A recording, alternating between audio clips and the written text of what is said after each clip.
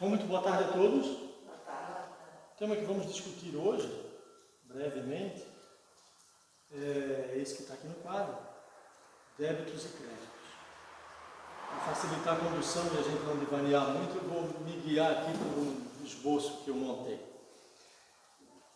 Bom, quando a gente fala nessa palavra, né, débitos e créditos, parece que a gente não está falando do espiritismo, né? Não está falando de reforma íntima, não está falando de crescimento moral. Parece que a gente está falando aqui de contabilidade, né?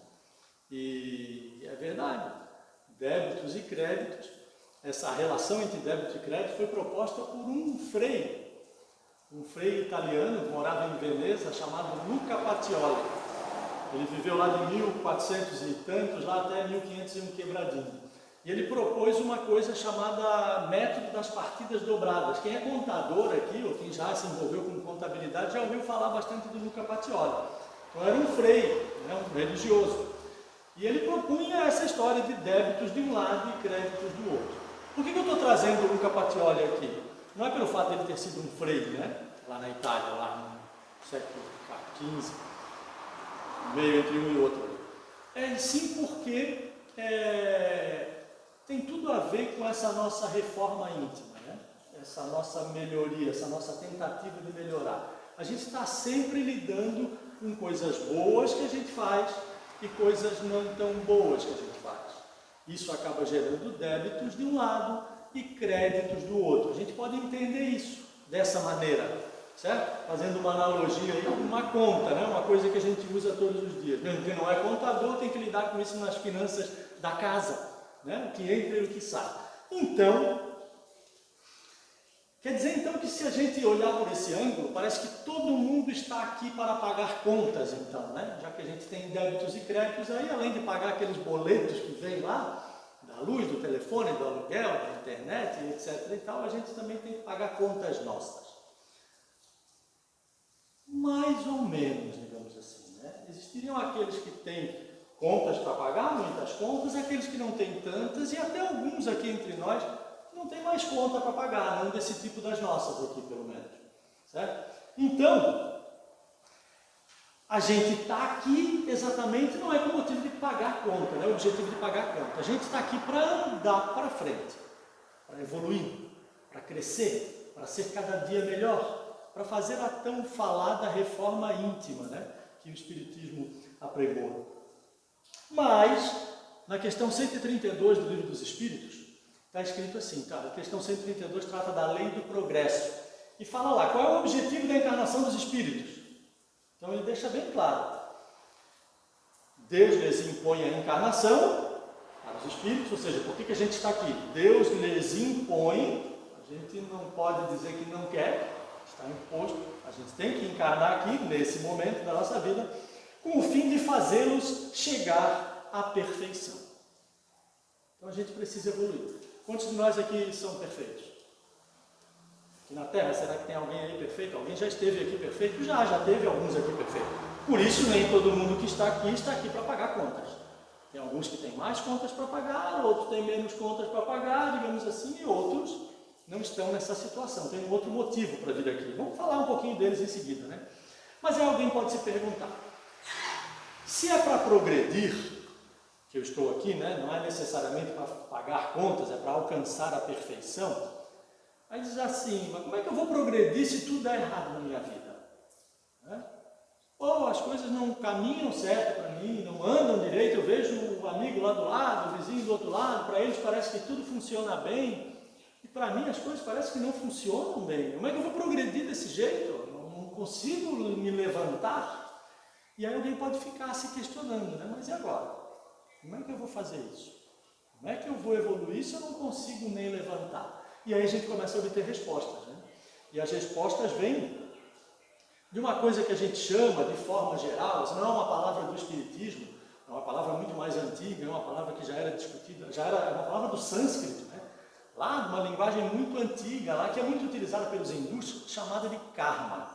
Embora a gente tenha se apropriado, todo mundo já ouviu falar aí da palavra karma. Né? Então assim, se não dá para progredir, se eu não consigo andar para frente, como é que eu vou progredir? Aí a gente lembra disso, esse tal de karma. Que tal de karma é esse, né?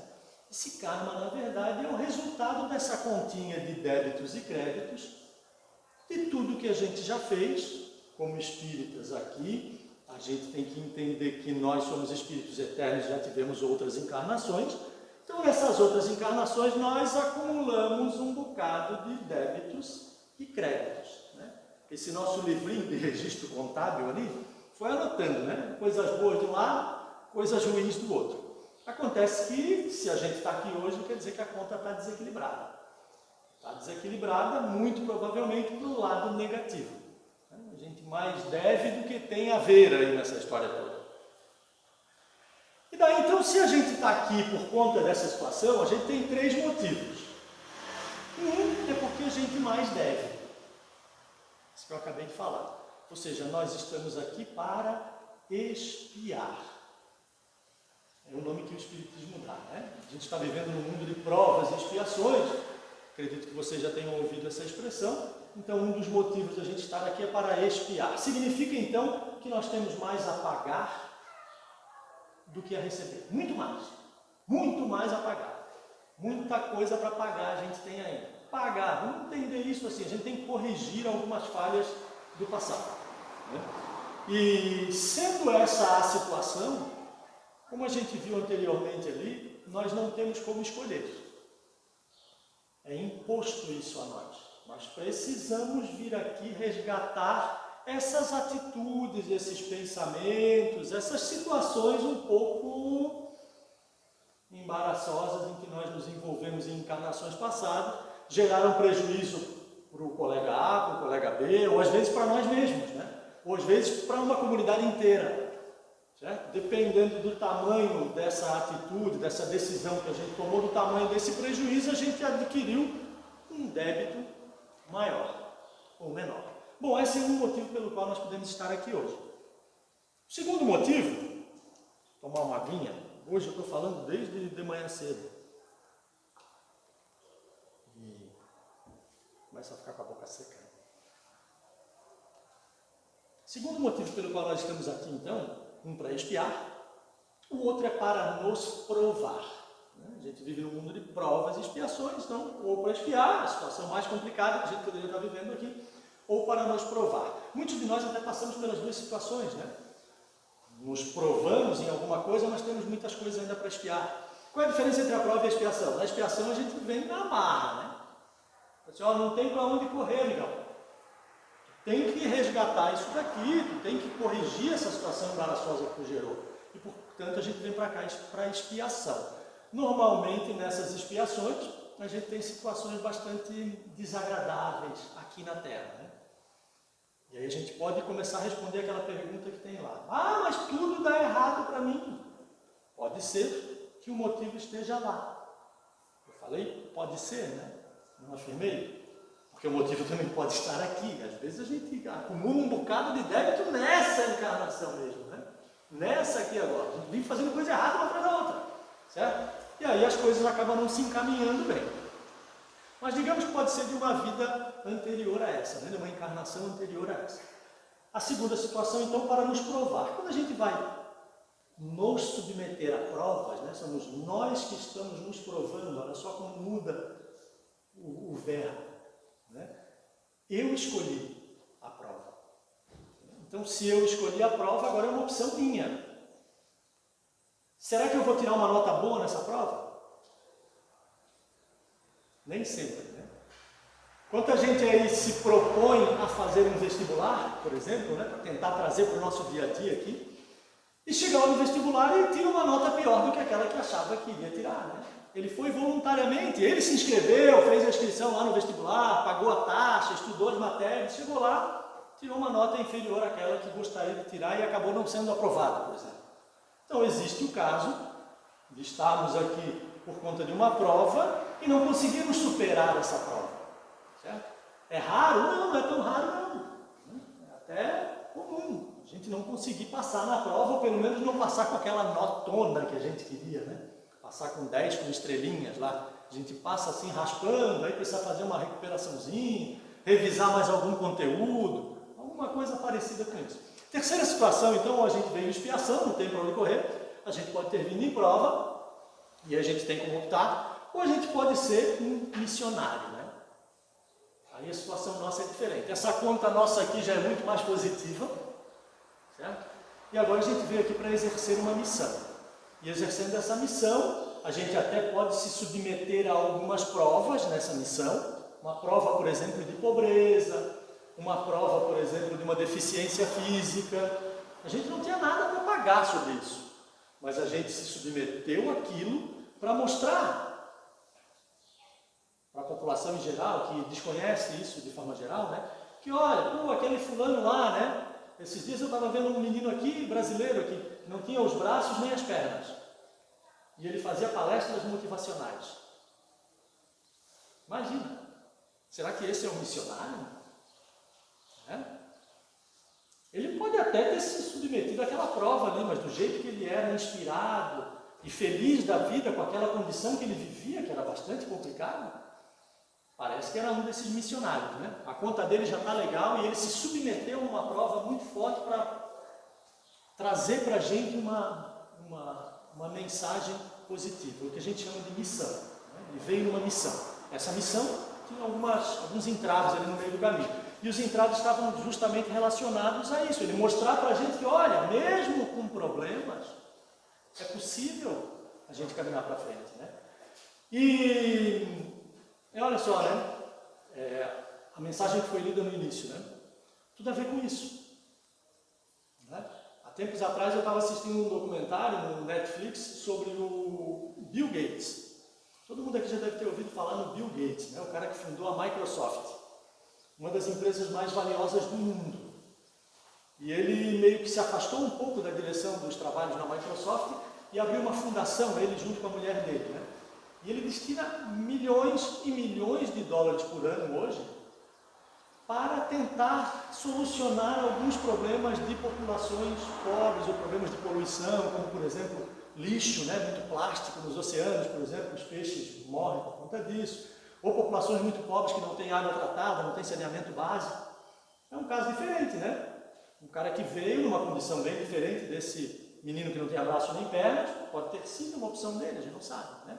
Não me parece também um missionário, assim, né? Bill Gates teve vários escorregões na vida dele, né? Que um missionário normalmente não tem.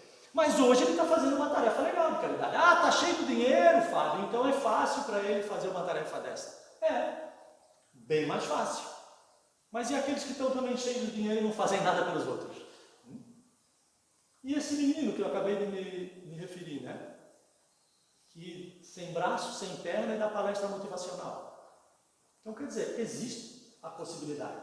Cabe muito mais a gente decidir. Mas aí a gente pode fazer uma outra pergunta, né? Então, se existe essa história de débitos e créditos, e parece que está registrado lá, tem um cara lá em cima, um contador, né? Um contador grandão sentado numa cadeira parecida com essa aqui, com um livrão desse aí na mão, anotando, né? O Fábio lá, débito do lado de cá, crédito do lado de lá, o outro lá, e débito e crédito, vai anotando débito e crédito para todo mundo, né? Parece que tem sempre alguém olhando lá de cima, né? Um monitoramento. Será que é bem assim? Também não, né? A coisa não é assim tão repressiva, né? A coisa é mais de responsabilidade nossa, né? Tem uma pergunta lá no Livro dos Espíritos, pergunta 621, que ela fala assim, ó, onde está escrita a lei de Deus? Aqueles que já leram o Livro dos Espíritos devem lembrar dessa pergunta, porque ela é bem clássica, assim, né? E diz assim, está escrita na consciência. Onde é que está essa história de débitos e créditos? Aqui. Ah, mas se está aqui, quando eu desencarnei, passei para o lado de lá, e a turma vai me mandar encarnar de novo, como é que eles vão saber se está só aqui? Será que a turma do lado de lá não tem condições de ver o que está aqui? Tem, né? A turma do lado de cá tem, né? Quantas pessoas têm essa capacidade, né? Imagina a turma do lado de lá. Então, assim, aquela história de a minha vida é um livro aberto, as nossas vidas são livros abertos para eles lá. Não tem um segredinho que a gente possa ocultar. Então, todos os débitos e créditos que acumulamos durante essa jornada, essa aqui em especial, está registrada. As anteriores continuam registradas. E cada vez que a gente reencarna aqui, então, ou encarna aqui, né? A gente separa alguns, digamos assim. A turma lá é bastante conscienciosa, né? Sabe que as nossas costas não são tão largas e que a gente não conseguiria resolver todos de uma vez só, entrega alguns para a gente, ó. Leva esses débitos aqui, ó, vai ver o que tu consegue resolver agora, por favor, né? Vê se... E a gente recebe mais uma chance. E aí tem uma turminha que vem para cá e em vez de resolver esses aqui e acumular mais créditos, acaba acumulando mais débitos, né?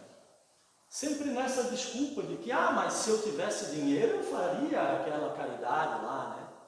Caridade não se faz só com dinheiro, né?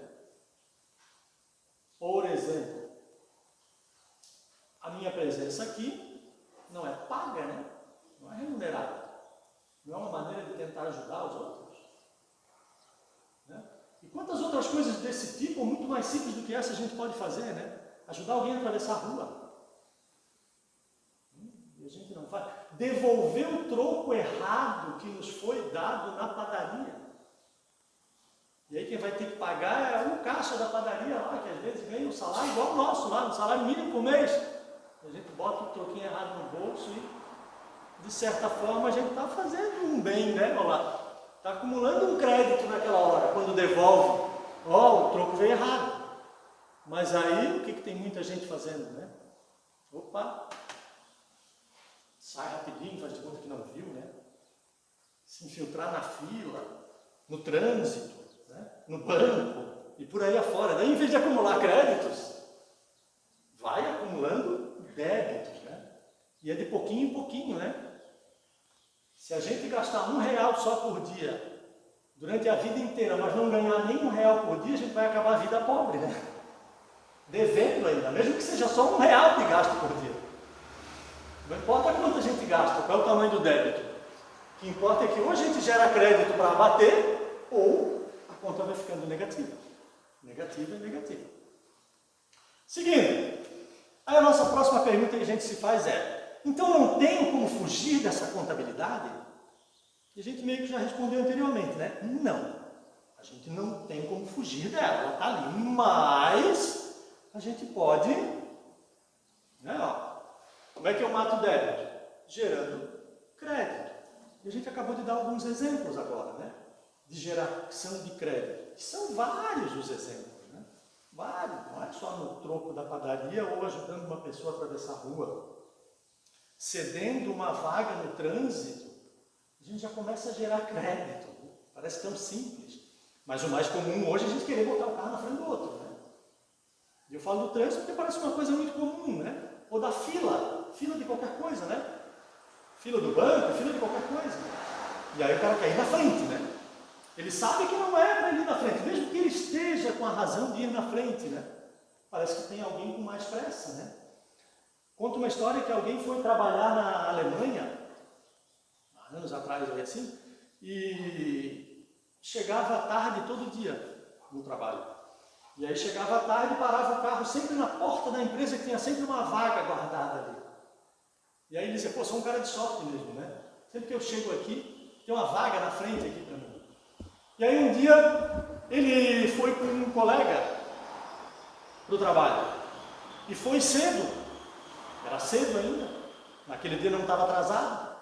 E aí foi estacionar o carro e o colega falou que ia estacionar bem longe da porta da empresa. E aí esse fulano perguntou para ele assim: mas por que tão longe da porta? Está cheio de vaga lá na frente da porta da empresa. Exatamente, diz o amiguinho ali do lado. Aquelas vagas lá na frente da porta da empresa são para aqueles que chegam atrasados. Afinal de contas já estão atrasados, né? Não vão poder fazer esse percurso todo. Nós que chegamos cedo, podemos parar o carro lá longe e a gente dá essa caminhada até a empresa, porque a gente tem tempo sobrando. Será que a gente já não está acumulando um crédito? Uma ação tão simples assim? Então dá para ir acumulando créditos, né? Pagando algumas dívidas, digamos assim, equilibrando a nossa conta. E às vezes até equilibrando ou positivando, né? Saindo daqui com mais a ver com mais a receber do que a pagar, né?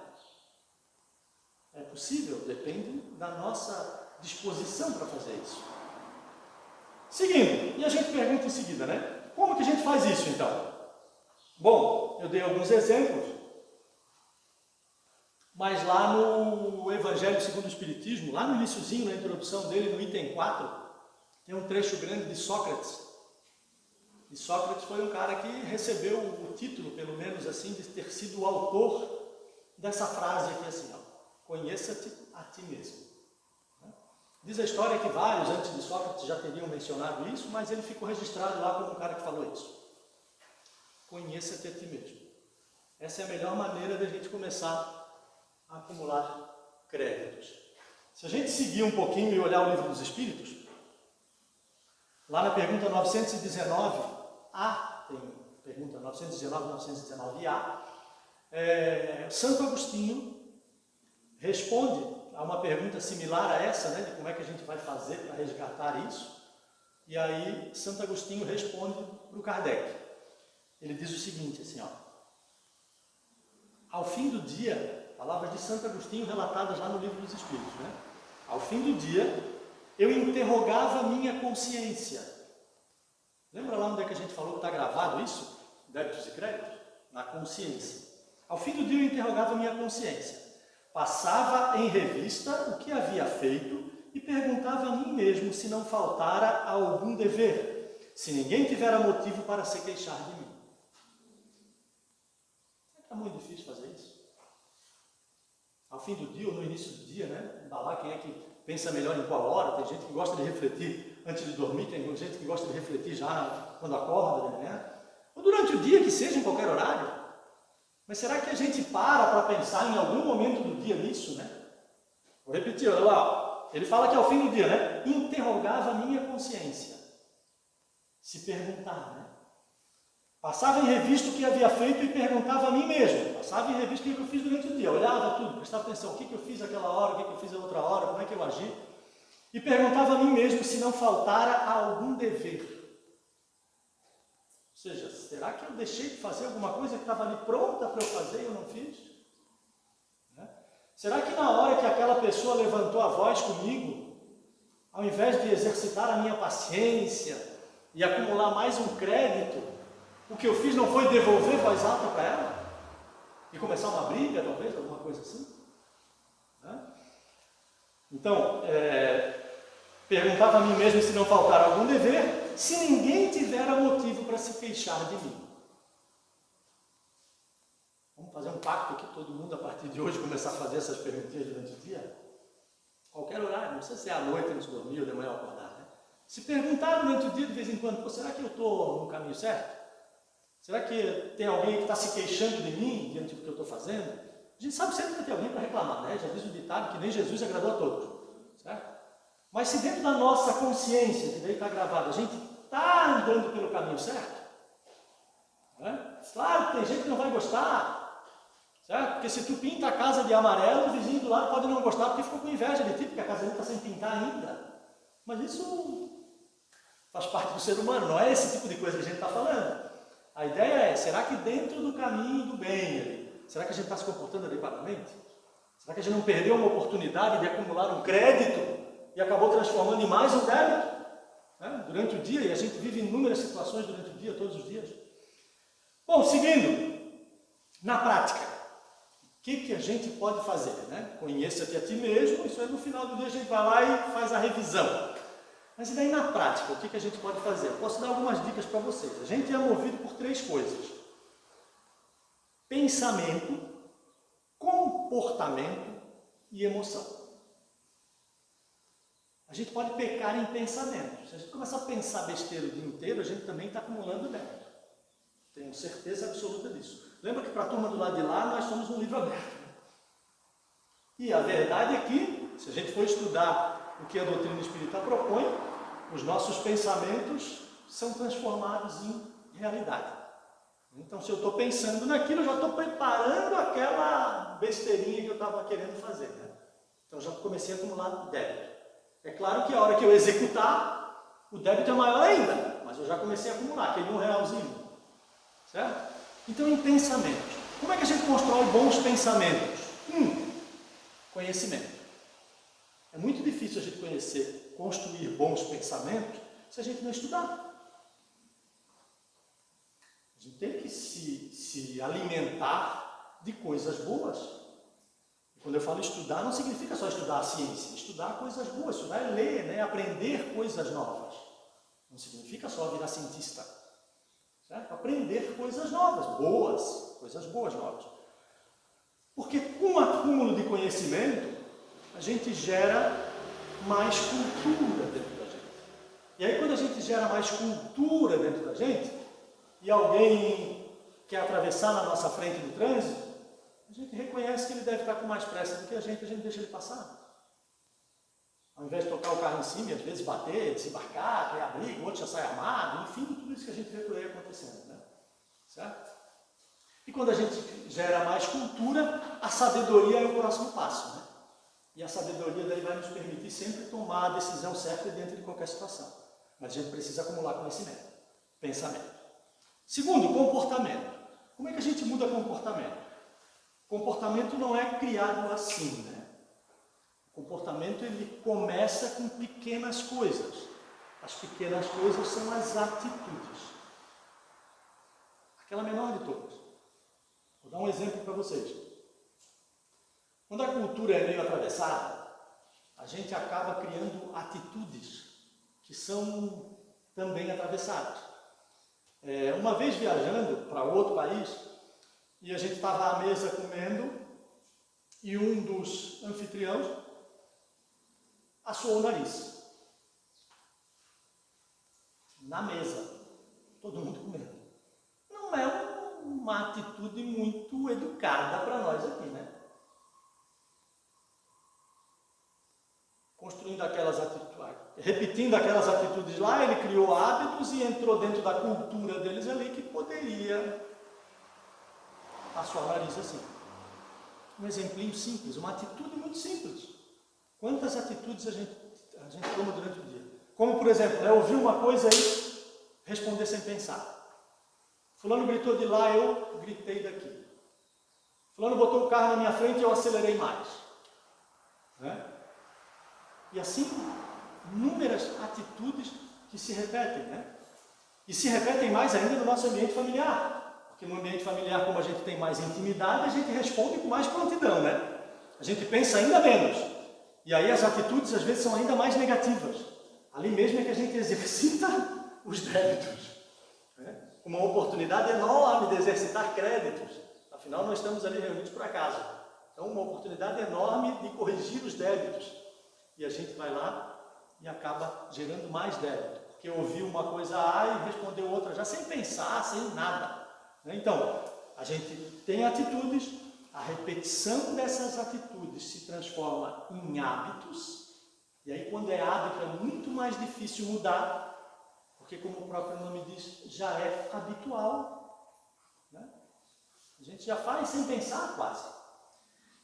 E o hábito repetido, repete o hábito, repete o hábito, repete o hábito. Daqui a pouco é um comportamento que está interiorizado. Faz parte da personalidade do fulano. E aí surge aqui nessa situação aquela figura, a tal da Gabriela. Vocês conhecem a Gabriela? Desculpe se tem alguma Gabriela aqui. Mas tem uma música do Dorival Caymmi, chamada Gabriela.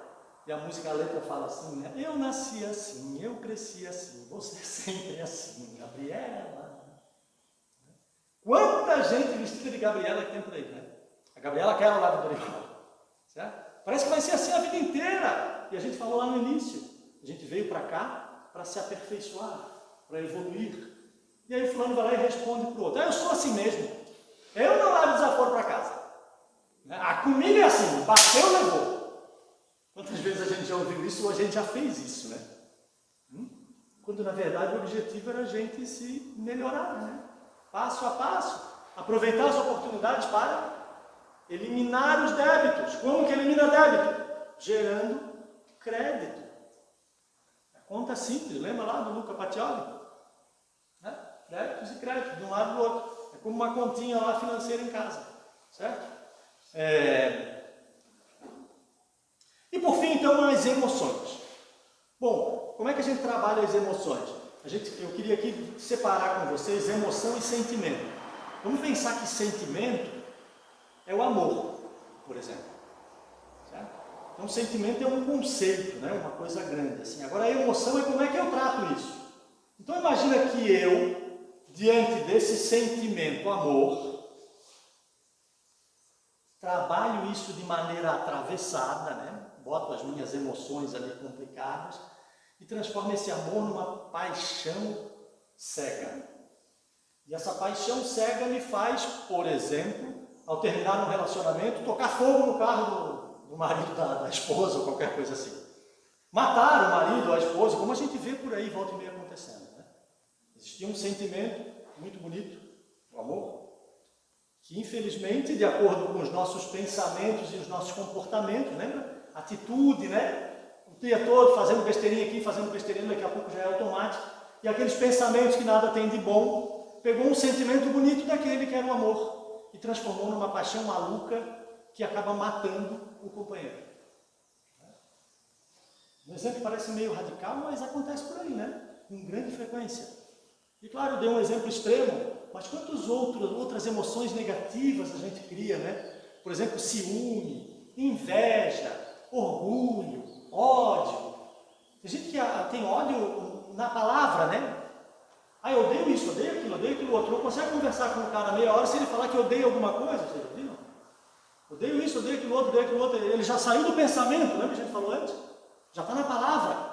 Quer dizer, para ele odiar de verdade, fazer uma ação odienta, é um já. Então, pensamento, para a gente gerar cultura, sabedoria. Comportamento, para a gente gerar uma personalidade estável. Né? E emoção equilibrada, para a gente não viver disso assim, né? Uma hora está lá, outra hora está depressivo, lá, querendo se matar. E aí tem mais um monte de casos desse tipo também, né? É o próprio fulano que se mata. Né? Aí outra hora está lá, 1000 por hora, aí a pessoa mais feliz do mundo, aí publica foto em todos os Facebooks da face da Terra, cria várias contas para criar vários perfis. E só alegria, né? Aí na semana seguinte, é uma depressão só. Onde é que está o equilíbrio emocional, né? É isso que a gente precisa exercitar aí. Mas é muito difícil exercitar a emoção, equilíbrio emocional, sem exercitar pensamento e exercitar comportamento. Né? Para finalizar, o resultado disso? O resultado é que, agindo, né, pensamento bom, comportamento bom, emoção boa, a gente gera créditos. Pensamento bom, comportamento ruim, emoção ruim, a gente gera mais débitos. A gente vai ter que voltar para cá para pagar isso, a gente já sabe disso, né? Deus lhes impõe, a gente falou lá no começo, a encarnação para tentar equilibrar a conta. Então, fica a mensagem para vocês, em algum momento do dia, né? Antes de dormir, ao amanhecer, depois do almoço, qualquer hora que der uma relaxadinha, faz igual o Santo Agostinho.